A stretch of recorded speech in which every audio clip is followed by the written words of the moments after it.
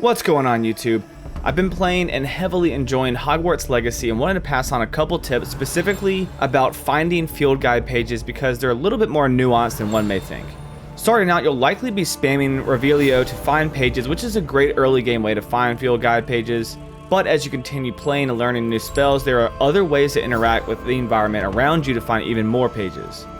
The first one you'll probably come across will thankfully be very easy to spot, given that before you just had to hope that you came across one from spamming Revelio, but there are actual pages that are flying around above you just out of arm's reach. Thankfully though, we are witches and wizards and can use our newly learned spell, Accio, to pull them out of the sky.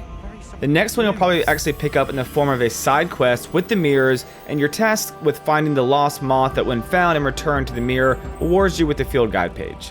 It can be tricky at first if you're unfamiliar with the area, but for the most part, the moths are going to be nearby, so you just have to look somewhere close by and cast your Lumos spell and guide the moth back. Once you've returned the moth back to the mirror, all you do is just turn off your Lumos spell and the moth will fly back into the mirror. Now the next two are a bit more tricky, as I personally have just totally run past these without even realizing what they actually are. But the first one, there's actually a statue holding up a little sphere or a globe, which can be opened using Levioso. These are nowhere near as obvious as the flying books, but casting Revelio does highlight them blue, and also whenever you're nearby, the outline of the statue gets lit up white, which means it can be interacted with. Usually, like in the case of boxes, that white outline just means the object can be destroyed, but if it's a statue or just an uncommon object, double check to make sure that you can interact with it in some way.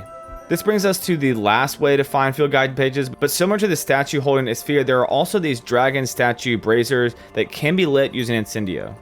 They're also somewhat hidden in the sense that I never thought to interact with them until I was just goofing around Hogwarts and was curious to see if it actually worked. And that's pretty much it. I hope the video was helpful, and if it was, please don't forget to like and subscribe because I'll have a lot more Hogwarts Legacy content coming your way among lots of other fun games. And I'll see you next time, YouTube. Peace out.